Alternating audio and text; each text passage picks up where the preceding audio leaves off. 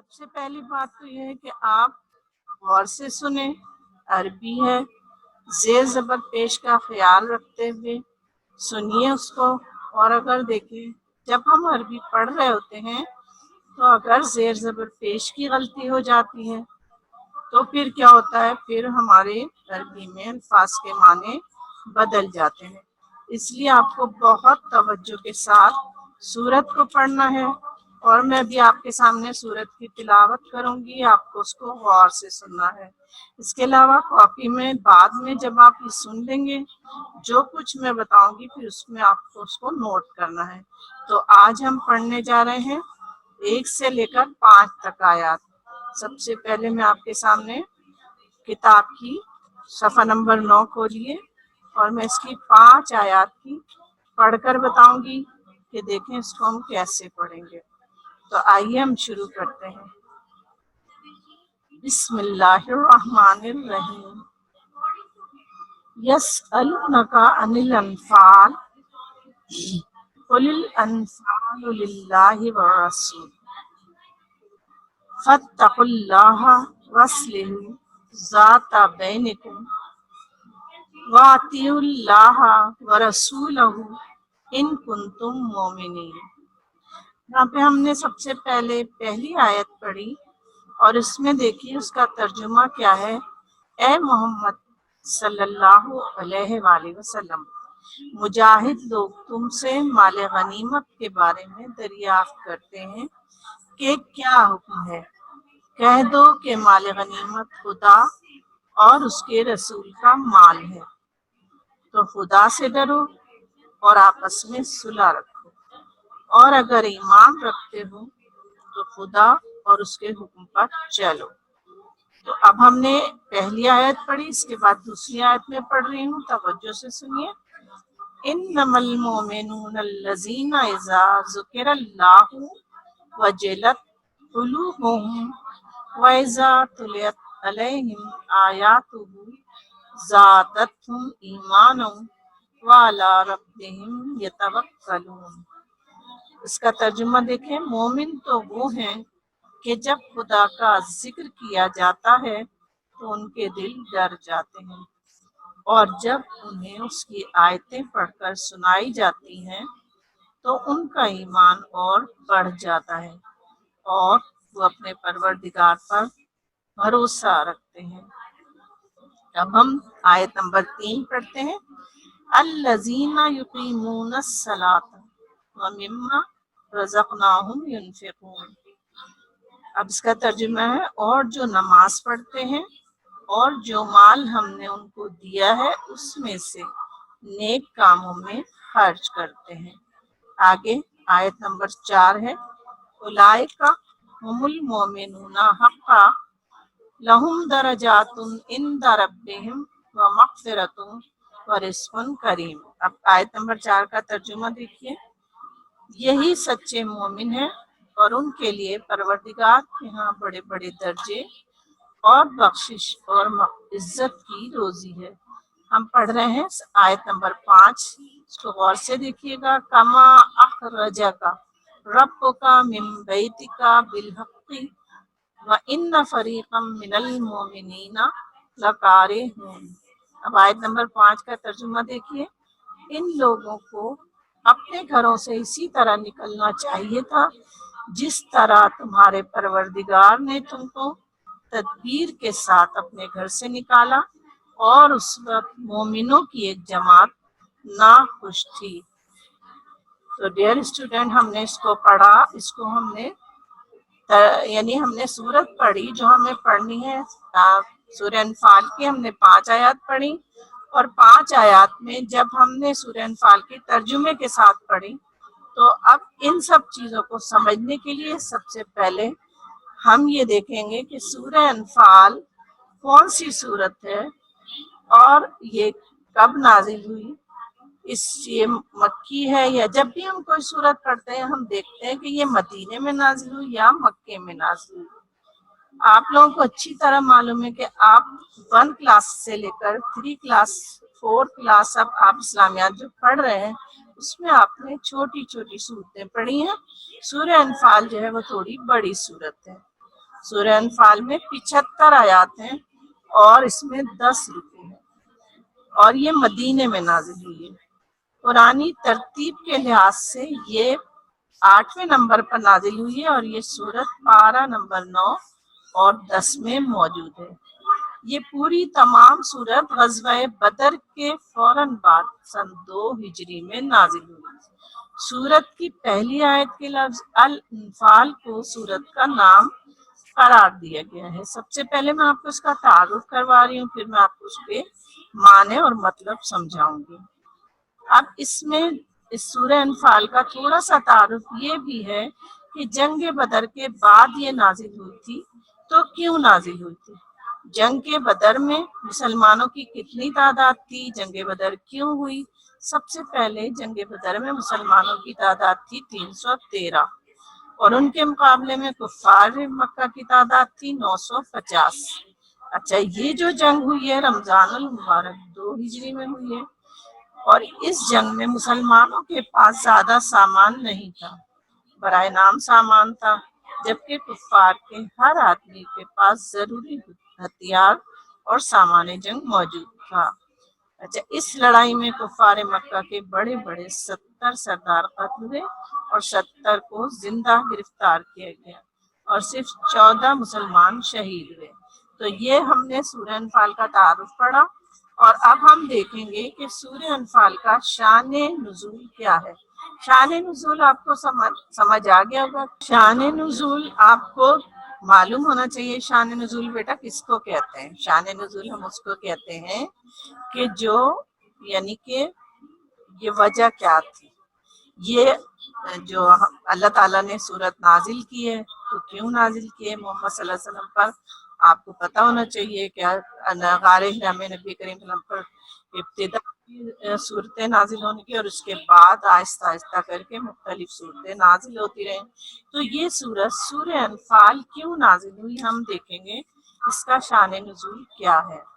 تو سب سے پہلے یہ کہ غزوہ بدر میں اللہ تعالیٰ نے کافروں کو شکست دی اور مسلمانوں کو فتح عطا فرمائی۔ یعنی آپ دیکھیں کہ کافر بہت زیادہ تعداد میں تھے، ان کے پاس سامان بھی بہت تھا، لیکن اللہ تعالیٰ کی مدد سے مسلمانوں کو فتح حاصل ہوئی اور اسلام قبول کرنے کے بعد یہ مسلمانوں کی پہلی جنگ تھی۔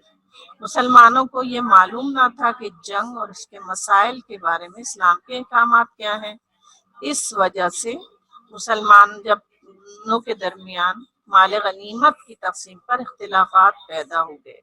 مال غنیمت کیا ہے؟ یعنی آپ اس بات کو اچھی طرح سمجھیں، مال غنیمت کسے کہتے ہیں؟ مال غنیمت کا مطلب ہوتا ہے وہ مال جو دشمن جو ہے جنگ ہونے پر چھوڑ کر بھاگ جائے۔ تو اس کا پہلا جو لفظ ہے انفال، اس کا مطلب مال غنیمت ہے اور مسلمانوں کے درمیان جب جنگ جیت گئے تو مال غنیمت کی تقسیم پر اختلافات پیدا ہو گئے اور جب اختلافات پیدا ہوئے تو اس میں 3 گروہ بن گئے۔ گروہ سے مطلب گروپ۔ تو پہلا ایک گروہ وہ تھا جس نے مال غنیمت جمع کیا تھا، یعنی جب جنگ ختم ہو گئی اور کافر جو تھے وہ چھوڑ کر بھاگ گئے سارا سامان اپنا، تو بہت سے لوگوں نے اس سامان کو مال کو جمع کر لیا۔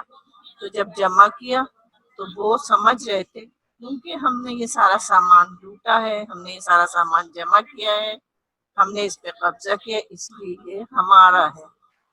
اب کیا ہوا کہ دوسرا گروہ جو تھا وہ کیا کہہ رہا تھا، اس کو اچھی طرح سنیے کہ 3 گروہ میں سے ایک گروہ نے تو یہ کہا چونکہ ہم نے سامان لوٹ لیا اس لیے یہ ہمارا ہے۔ دوسرا گروہ انہوں نے کیا کہا؟ انہوں نے کہا ہم نے کافروں کا تعاقب کیا تھا۔ تعاقب کہاں کیا تھا؟ یعنی جب جنگ ختم ہو گئی، کافر چھوڑ کر بھاگ گئے تو مسلمان دور تک ان کے پیچھے گئے۔ اس کی وجہ کیا تھی؟ اس کی وجہ یہ تھی کہ ایسا نہ ہو کہ وہ پلٹ کر واپس آ جائیں۔ تو دوسرے گروہ نے کہا کہ ہم نے کافروں کا تعاقب کیا تھا دور تک، اگر ہم ان کو نہ بھگاتے تو وہ پلٹ کر حملہ کر دیتے، لہٰذا اس مال میں ہمارا بھی حصہ ہے۔ اب اس کے بعد تیسرا گروہ آیا۔ تیسرا گروہ وہ تھا جنہوں نے نبی کریم صلی اللہ علیہ وسلم کی میدان جنگ میں حفاظت کی تھی، یعنی میدان جنگ میں پہاڑی پر ایک چپر ڈال کر نبی کریم صلی اللہ علیہ وسلم کو ٹھہرایا گیا تھا اور کچھ لوگوں کو ان کی حفاظت کے لیے کھڑا کیا گیا تھا، جہاں سے نبی کریم صلی اللہ علیہ وسلم پورے میدان جنگ کا نظارہ کر سکتے تھے اور ہدایات دے سکتے تھے۔ تو جن لوگوں نے آپ صلی اللہ علیہ وسلم کی حفاظت کی تھی وہ تیسرا گروہ تھا۔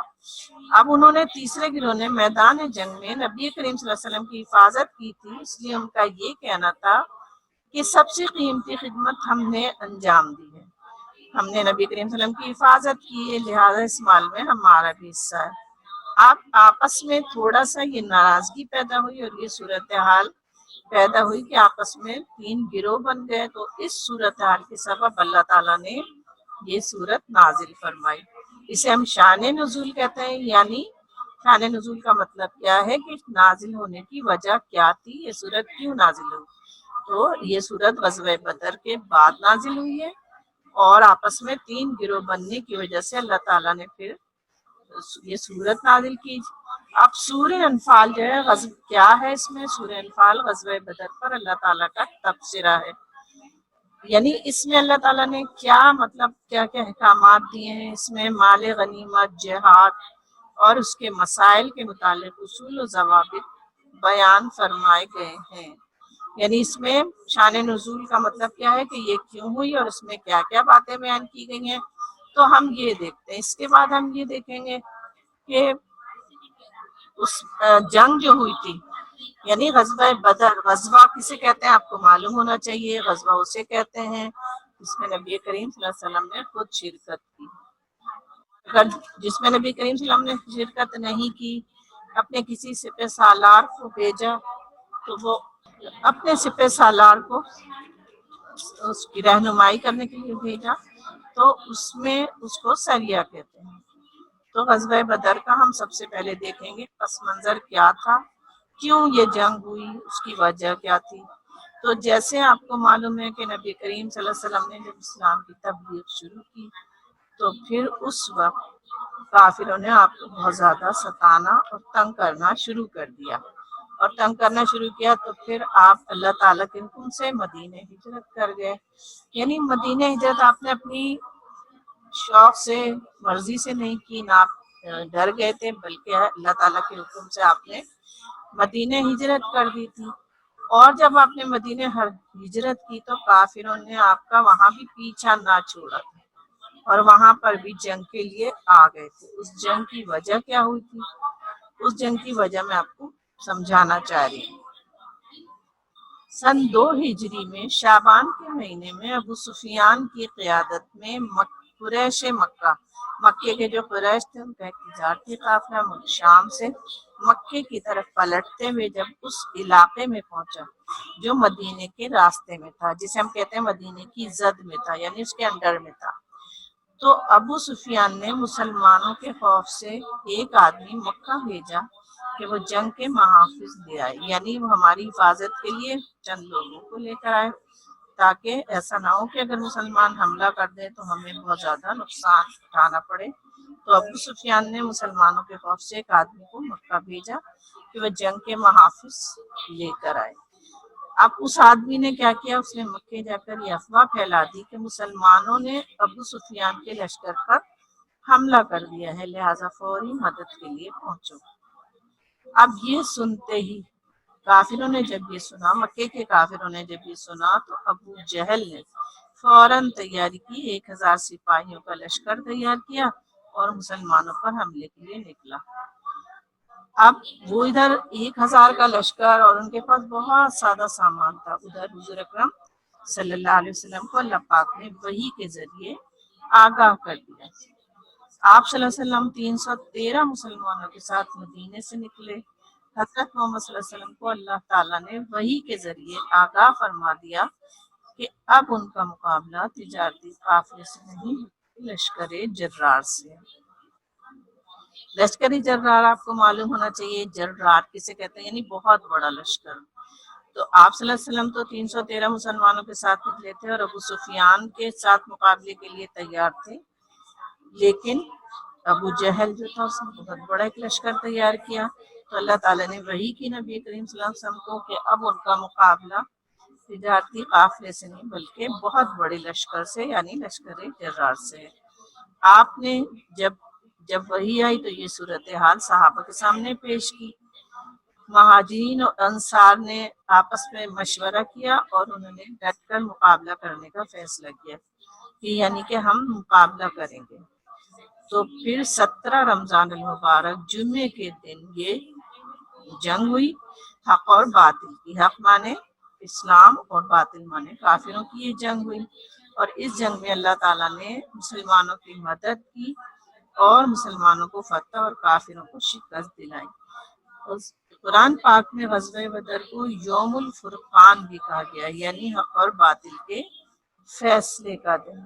یہاں پر ایک بات اور بھی ہے کہ مسلمان جو تھے کیونکہ کم تعداد میں تھے، اس لیے وہ چاہتے تھے کہ ہمارا مقابلہ جو ہے وہ ابو سفیان کے لشکر سے ہو، لیکن اللہ تعالیٰ چاہتا تھا کہ ان کا مقابلہ ابو جہل کے بڑے لشکر سے ہو۔ اللہ تعالیٰ انہیں فتح دینا چاہتا تھا تاکہ کافروں پر ان کی دھاک بیٹھ جائے اور پوری دنیا میں اسلام کا نام روشن ہو جائے، بول بالا ہو جائے۔ اس لیے ہم جو ہے یہ دیکھتے ہیں کہ اللہ تعالیٰ نے ان کی بہت زیادہ مدد کی۔ اب ہم دیکھیں گے کہ ہاں یہ اس جو ہم سورت پڑھ رہے ہیں سورہ انفال میں کون کون سی باتیں اللہ تعالیٰ نے کن باتوں کا حکم دیا ہے، کون کون سی باتیں ہیں، تو ہم اس کو کہتے ہیں کلیدی تصورات، یعنی وہ کون سے تصورات تھے، کون سے کلید کہتے ہیں چابی کو۔ کلیدی تصورات سے مطلب یہ ہے اگر اس کو کلیدی تصورات کو ہم جو ہے مائنڈ میپ کے ذریعے بھی شو کر سکتے ہیں، اور اگر آپ ڈیٹیل میں دینا چاہیں تو ڈیٹیل میں بھی اس کو آپ بتا سکتے ہیں کہ کلیدی تصورات کیا ہیں، یعنی کہ وہ کون سی باتیں ہیں، وہ مین پوائنٹ، اصل آپ سمجھیں گے کہ مین پوائنٹ کیا ہے جن میں اللہ تعالیٰ نے جب یہ آیت سورت نازل کی ہے سورہ انفال، تو اس میں مین پوائنٹ کیا تھے، کن باتوں کا اللہ تعالیٰ نے حکم دیا اور کیا کیا باتیں بتائیں۔ تو سب سے پہلے اس میں پہلے نمبر پر کلیدی تصورات اگر ہم تفصیل سے دیکھیں گے تو ہم اس میں مائنڈ میپ کے ذریعے بھی دے سکتے ہیں۔ نمبر 1 ہے مال غنیمت، اللہ اور اس کے رسول کا مال ہے، یعنی اللہ تعالیٰ نے اس صورت میں واضح طور پر بتا دیا مسلمانوں کو جو اس پہ جھگڑ رہے تھے کہ مال غنیمت کیا ہے۔ مال غنیمت آپ کو میں بتا چکی ہوں کہ وہ مال ہے جو اللہ تعالیٰ نے مسلمانوں کو بتایا کہ جو مال غنیمت جو لوگ کافر چھوڑ کر بھاگ جاتے ہیں جنگ میں شکست کے دوران، اور جب جنگ ختم ہو جاتی ہے بلکہ تو وہ جو چھوڑ کر بھاگتے ہیں تو وہ مال غنیمت کہلاتا ہے۔ تو اللہ تعالیٰ نے سورہ انفال میں اس بات کا بتایا ہے مسلمانوں کو کہ مال غنیمت صرف اللہ اور اس کے رسول کا ہے۔ اب ہم اس کی جب تفصیل پڑھیں گے، ڈیٹیل پڑھیں گے کہ لوگ جو جھگڑ رہے تھے تو اس لیے یہ مال غنیمت اللہ اور اس کے رسول کا، اور اس کی اور آگے تفصیل ہم پڑھیں گے۔ نمبر 2 اس میں جہاد کے احکامات ہیں سورہ انفال میں۔ جہاد کے احکامات میں یعنی ہمیں کیا کرنا چاہیے جہاد کے احکامات میں، تو اللہ تعالیٰ نے مسلمانوں کو حکم دیا کہ امیر کی اطاعت کرو۔ امیر سے مطلب جو ان کا سربراہ ہوتا ہے، تو جہاد میں اس کی اطاعت کرنی لازمی ہے، اور مسلمانوں کو چاہیے کہ میدان جنگ سے پیٹ نہ پھیریں، یعنی چھوڑ کر نہ بھاگیں۔ جب جنگ ہو رہی ہو تو مسلمان جو ہے میدان جنگ سے اگر بھاگیں گے تو اس کے لیے اللہ تعالیٰ نے بہت سزا رکھی ہے۔ اور اگر کوئی حکمت عملی سے کام لیتا ہے، یعنی اگر کوئی مجبور ہو کر پیچھے ہٹتا ہے اور دوبارہ مل کر ان کے اپنے گروپ کے ساتھ مل جاتا ہے اور پھر حملہ کرتا ہے، تو یہ حکمت عملی ہے۔ اور اللہ تعالیٰ فرماتا ہے ثابت قدم رہو اور کافروں کو قتل کرو۔ اب نمبر 3 پہ ہم مسلمانوں کو حکم ہے کہ آپس میں صلح رکھو، یعنی جب ہم اس کو پڑھ رہے ہیں تو اس میں مسلمانوں آپس میں لڑائی جھگڑا نہ کریں، مسلمان آپس میں صلح صفائی سے رہیں۔ اور ایک اور حکم ہے کہ اللہ سے ڈرو، اللہ اور اس کے رسول کے حکم پر چلو۔ نمبر 4 جب ہم کلیدی تصورات میں دیکھتے ہیں نمبر 4 کیا ہے، تو ہم دیکھتے ہیں کہ مومنوں کی صفات بیان کی گئی ہیں۔ اللہ کے نام پر ڈرو، یعنی جب اللہ کا نام لیا جائے تو ڈرو۔ ہم آگے پڑھیں گے، جب آیات کو پڑھیں گے تو ہم اس میں دیکھیں گے کہ اللہ تعالیٰ کیا فرما رہا ہے، کیا حکم دے رہا ہے۔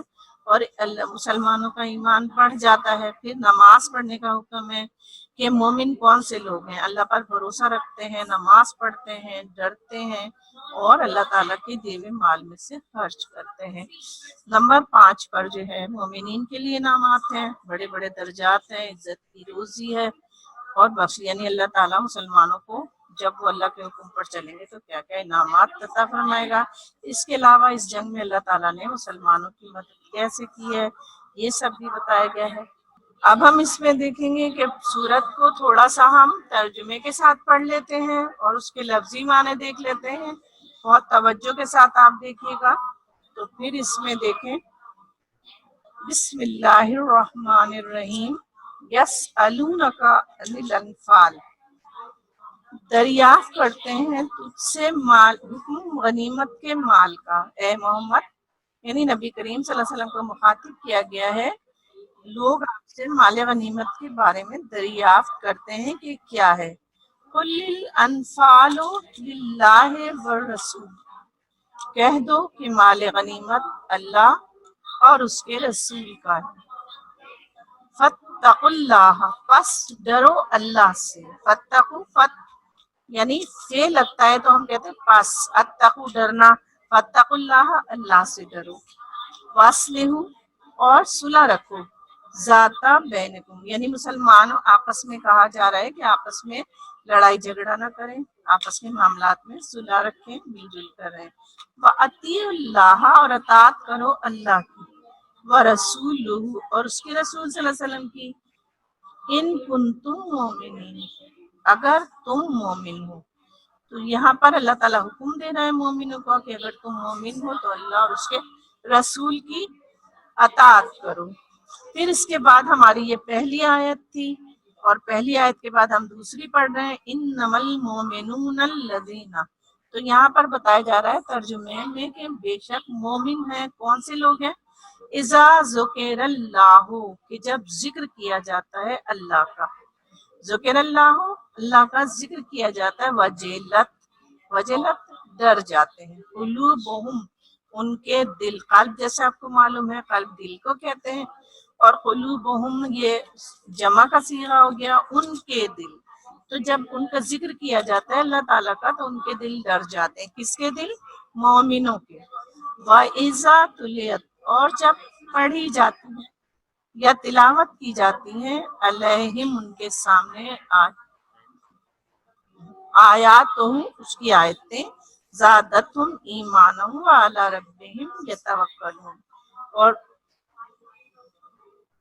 زیادہ ہو جاتا ہے ان کا ایمان اپنے پروردگار پر، الذین یقیمون الصلاۃ اور وہ نماز قائم کرتے ہیں، ومما رزقناہم ینفقون اور اس میں سے جو رزق ہم نے دیا اس کو خرچ کرتے ہیں، اولئک هم المؤمنون پکا یہی سچے مومن ہیں، لہم درجات عند ربہم مغفرۃ ورزق کریم، ان کے لیے درجے ہیں ان کے پروردگار کے پاس، عند ربہم پروردگار کے پاس، اور بخشش ہے اور رزق یعنی بہت عزت کی روزی ہے اور رزق ہے۔ کما اخرجک جس طرح نکالا تجھے پروردگار نے تیرے رب کا، من بیتک بالحق تیرے گھر سے، وَإِنَّ فَرِيقًا مِنَ الْمُؤْمِنِينَ اور ان میں سے مومنوں کی ایک جماعت لَکَارِهُونَ ناخوش تھی۔ اچھا بیٹا آپ میں سے جو کچھ بچے شان نزول کے بارے میں بتا رہے ہیں، شان نزول دوبارہ سے تھوڑا سا سمجھ لیجئے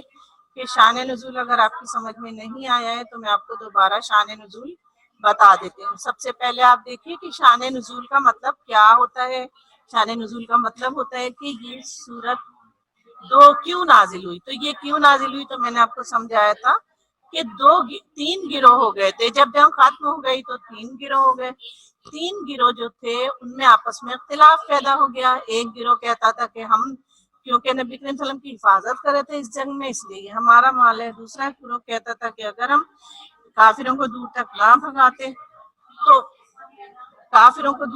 بھگاتے تو ہم جو ہے وہ اس میں واپس آ جاتے ہیں، ہمارا حصہ۔ تیسرا گروہ یہ کہہ رہا تھا کہ ہم نے یہ سمیٹا اس لیے یہ ہمارا مال ہے۔ تو یہ ہے شان نزول۔